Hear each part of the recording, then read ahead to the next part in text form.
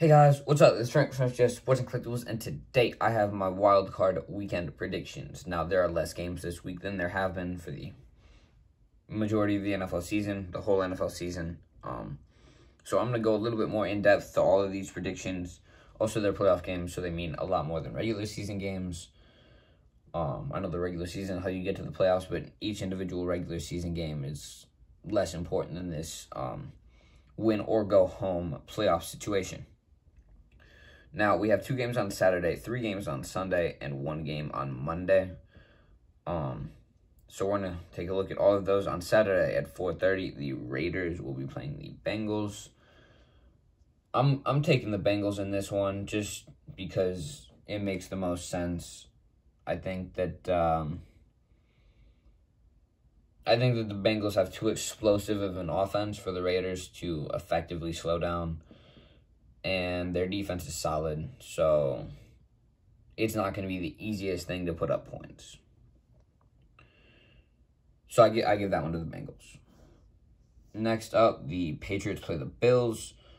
I'm going to give this one to the Bills. I think that they have more experience in the playoffs. The Patriots team, Mac Jones, very, very young quarterback. He hasn't really been to the playoffs, obviously, so I think giving it to the Bills, who have more experience in the playoffs, with Josh Allen at quarterback. They have Stephon Diggs.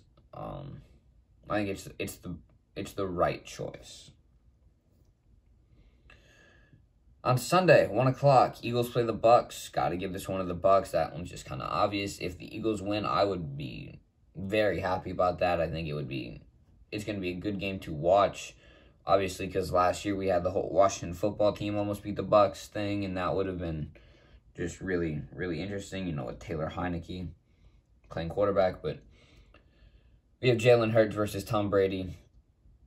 Got to kind of side with the Bucks on this one and say that they're going to take the dub, especially if, their offense is completely healthy. Next up, 4:30. On Sunday, the 49ers play the Cowboys. Got to give this one to the Cowboys. I think the 49ers kind of beating the Rams last week. They're heading into the playoffs with a good bit of momentum. But I also think that the Cowboys are just the better team. They have an outstanding defense with Micah Parsons, Trayvon Diggs, who may not be the best statistical cornerback for anything except interceptions, but he's still very exciting to watch. It's going to be a lot of work for the offensive line to keep Jimmy Garoppolo upright the whole game. And then on the other side, I think Dak Prescott, Zeke, CeeDee Lamb, Amari Cooper, it's going to be too much for the 49ers to put a stop to. Next up, 8:15, Steelers play the Chiefs. Got to go with the Chiefs on this one. The Steelers really managed to get here barely. They got really, really lucky with how all the games turned out in Week 18. Big Ben said it himself, where they're just kind of playing for pride at this point. I want to see Najee Harris. You see him in the background. I want to see him have an outstanding game. First time in the playoffs, first year in the NFL. I think it would be great to see him have a 100-yard game, maybe a touchdown or 2. But yeah, I think the Chiefs will take this one pretty easily. I do have Jalen Waddle in the background just because I think he's an outstanding player, so he's back there as well. He's not in the playoffs, but I want to give him kind of one more little shout out because he won't be mentioned for the rest of the year, unless he wins, like, Offensive Rookie of the Year or something like that, which I don't really think will happen. Last game on Monday, January 17th at 8:15, the Arizona Cardinals take on the Rams. I believe if I take a look back at my notes here, I gave this one to the Rams. Just Kyler Murray plays like an MVP for the first, few games of the year, maybe first half of the season, but then he kind of falls off at least a little bit nearing the end of the year.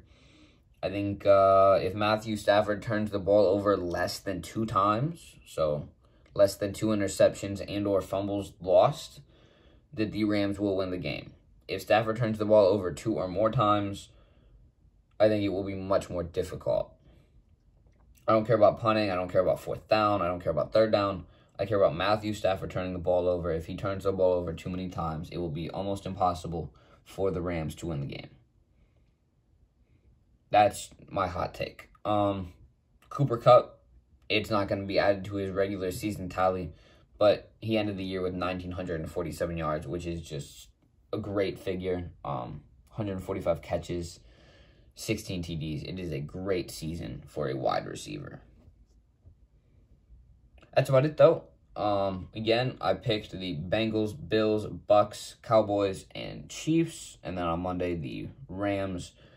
If I am all right, I will be very surprised, but also happy because I haven't been all right at all this year. So, you know, if Wildcard Weekend wants to make it a first, I will be happy with that.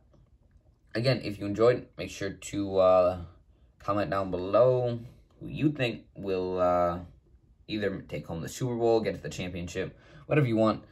And again, like and subscribe, and I will see you in the next one.